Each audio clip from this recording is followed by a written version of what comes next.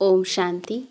आज हम 13 जुलाई 2023 की बाबा की साकार मुरली सुनेंगे। बाबा कहते हैं, मीठे बच्चे, देह सहित सब कुछ भूल पूरा बेगर बनो। शिवपुरी और विष्णुपुरी से अपना बुद्धि योग लगाओ। प्रश्न है, किस बात में तुम बच्चों को बाप समान फ्राक दिल बनना है? उत्तर, जैसे बाबा फ्राक दिल बन तुम बच्चों के कखपन ले तुम्हें विश्व की बादशाही देते हैं, ऐसे तुम्हें भी फ्राक दिल बनना है। जगह जगह पर गॉडली यूनिवर्सिटी खोल दो। 3-4 ने भी अच्छा पद पाया तो अहो सौभाग्य। सपूत बन सतगुरु का सो करो, कभी भी किसी से पैसा आदि नहीं मांगो। गीत है, बचपन के दिन भुला न देना। ओम शांति। बच्चों को बहलाने के लिए यह सब गीत हैं। बाप दादा और मम्मा, मम्माएं 2 होती हैं, दादी, ग्रैंड मदर और माता। यह तुम्हारी दादी भी है। तुम ब्रह्मा की बच्चियां हो और शिव की पोत्रियां हो। मम्मा भी ब्रह्मा की बच्ची सरस्वती है, शिव बाबा की पोत्री है। बच्चों को संभालने के लिए जगत अम्बा निमित्त बनी हुई है। शिव बाबा है बहुरूपी, वह बहुत खेल पाल करते हैं। स्वहेज मनोरंजन होते हैं ना। जब सगाई होती है तो बहुत स्वहेज करते हैं, और जब शादी का समय होता है तो दोनों ही फटे हुए कपड़े पहनते हैं, तेल लगाते हैं। यह रस्म भी यहाँ की है। तुम बच्चों को भी बाबा समझाते हैं, पूरा बेगर बनना है। कुछ भी नहीं होगा तो सब कुछ मिल जाएगा, देह सहित कुछ भी न रहे। शिवपुरी विष्णुपुरी तरफ ही बुद्धि योग लगाना है, और कोई चीज में आसक्ति नहीं हो तो देखो बाबा बच्चों को बहलाते हैं। यह भी बाबा के अनेक राज हैं। देखो मीरा का कितना गायन है। लोकलाज कोई सिर्फ इस पवित्रता के कारण कितना नाम निकला है। उनको तो अमृत भी नहीं मिला, सिर्फ श्री कृष्ण से प्रीत थी। श्री कृष्णपुरी में जाऊंगी इसलिए विष को छोड़ा। जैसे पति के पिछाड़ी स्त्री सती बनती है ना, अब ऐसे तो नहीं मीरा याद करते करते कृष्णपुरी में गई। मीरा को तो 500-700 वर्ष हुआ होगा।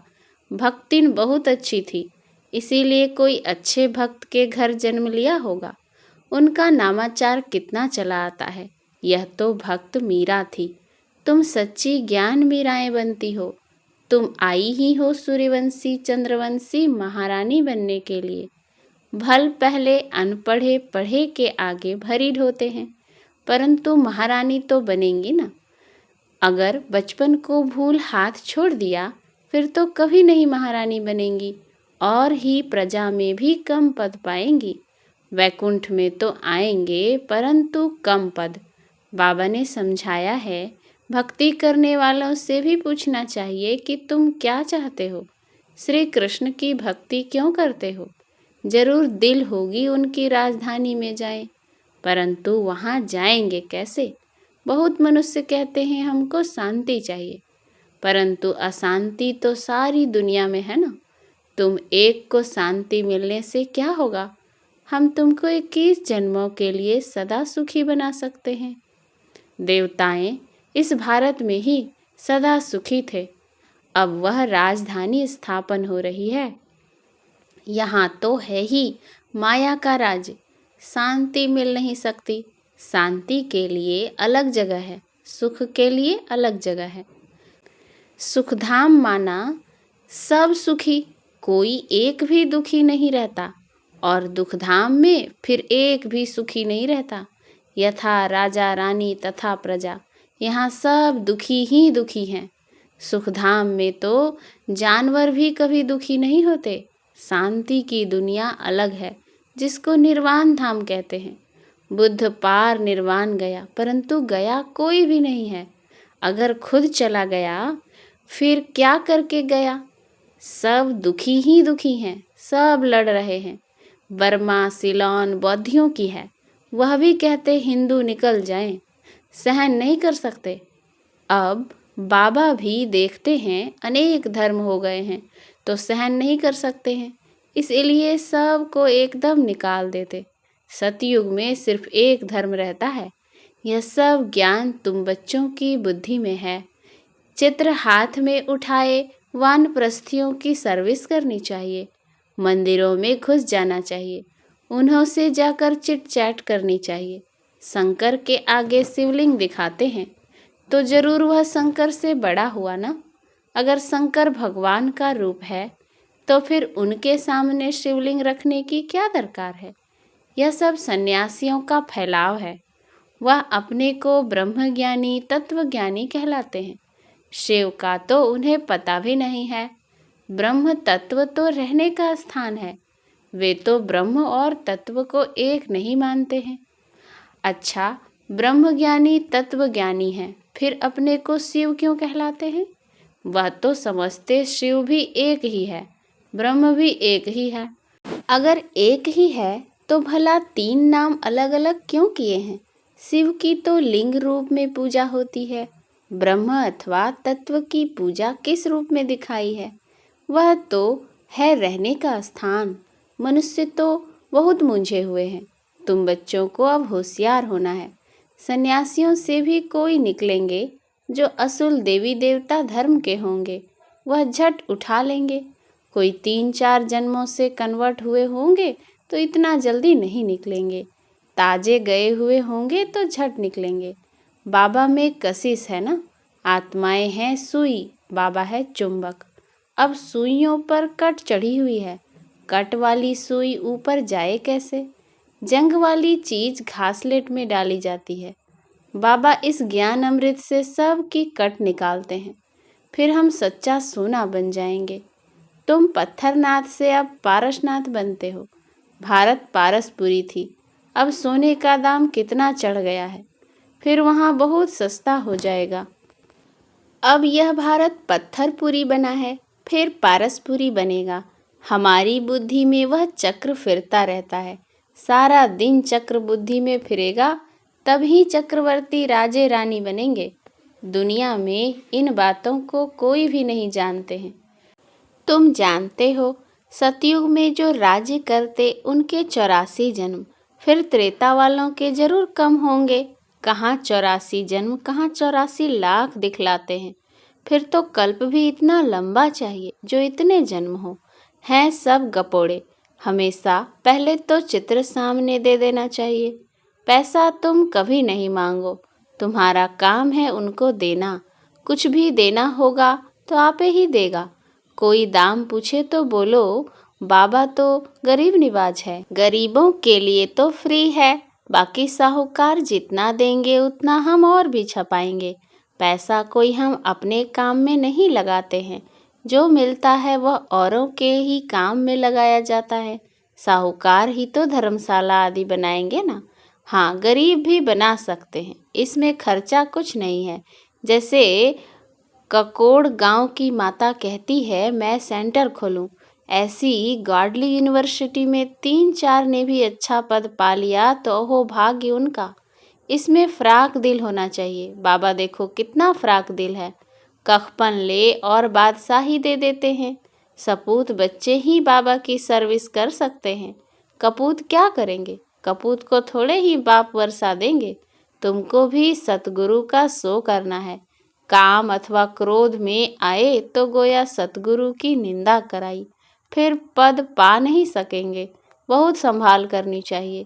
तुमको सब धर्म वालों को समझाना है। मुसलमानों को भी समझाओ। तुम खुदा की बंदगी करते हो तो जरूर बंदे ठहरे। भला खुदा कहाँ है। खुदा ही रचयिता और रचना का नॉलेज बता सकते हैं। वह तो रहते हैं शांति धाम में। उनको याद करने से तुम शांति का वर्षा ले सकते हो। वर्षा लेते लेते विकर्म विनाश हो जाएंगे और फिर तुम खुदा के पास चले जाएंगे। यह ज्ञान सब धर्मों के लिए है। यह है बिल्कुल नई बात। ज्ञान से तुम्हारा बेड़ा पार हो जाता है और कहीं जाने की दरकार ही नहीं रहती। तो मीठे बच्चे, अब तुम स्वर्ग में चलते हो तो पवित्र जरूर बनना है। देखो भारत में पवित्रता नहीं है तो धक्के खाते रहते हैं। कितने हंगामे हैं। जो गांधी सिखला कर गए हैं प्रजा फॉलो कर रही है। मेहतर, मजदूर, ड्राइवर आदि स्ट्राइक करते हैं तो गवर्नमेंट का दम ही नाक में चढ़ा देते हैं। गवर्नमेंट उन्हों को साफ कह देती इतना खर्चा हम लाए कहाँ से, तो वह कहते तुम तो मौज उड़ाते हो, धन ही धन इकट्ठा करते रहते हो, हमने गुनाह थोड़े ही किया है, हमको तलब पगार चाहिए। स्ट्राइक कर लेते तो धंधा ठहर जाता है। यह सब होना ही है। कहाँ अनाज सब्जी नहीं मिलेगी, दूध नहीं मिलेगा, जहाँ तहाँ खिटपिट है। यह सब हंगामा होकर शांति होगी। अर्जुन को विनाश का और विष्णुपुरी का साक्षात्कार कराया है ना, तुमको भी अब हो रहा है। देखो तुम कितने लाडले बच्चे हो, बहुत जन्मों के अंत में आकर मिले हो, तो पूरा सौभाग्य लो। बारिश बहुत तेज पड़ रही थी। देखो बाबा की भी ज्ञान वर्षा बहुत हुई है, तो उस बारिश की भी बहुत वर्षा हुई है। बारिश के लिए भी यज्ञ रचते हैं तो पीस के लिए भी यज्ञ रचते हैं, परंतु पीस फूल तो एक भगवान है। वह जब आए तो शांति का ज्ञान देवे, देने वाला तो वही है ना।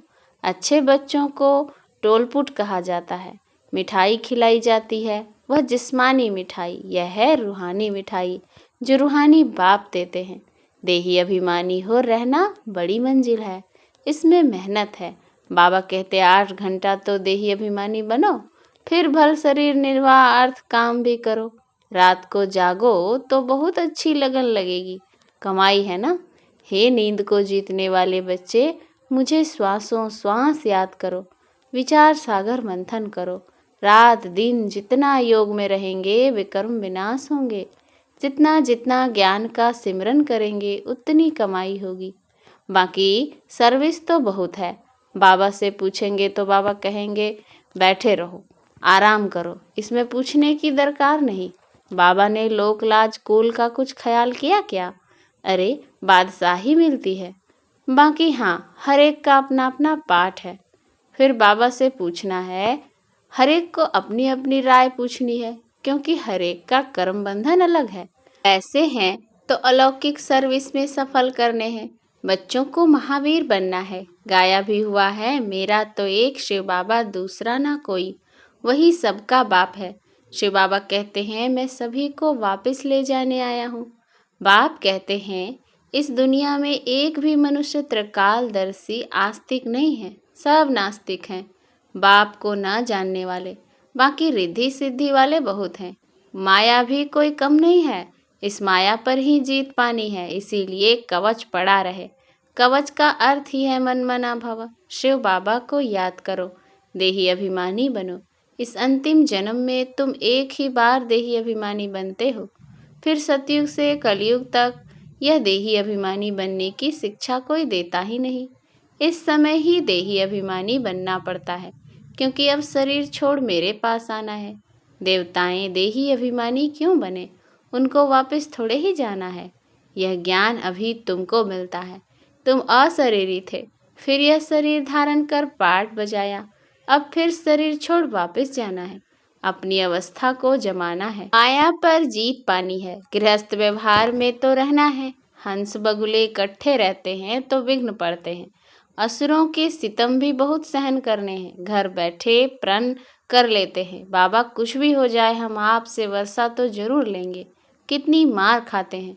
ड्रामानुसार यह पाठ कल पहले भी चला था। जो बहुत सितम सहन करते हैं वही सौभाग्यशाली हैं। फिर भी आकर मिले हैं ना, उनकी प्रारब्ध तो बन गई ना। हाँ, इसमें मेहनत है। असुर से देवता बनना है। जब तक जीते हैं ज्ञान अमृत पीना ही है।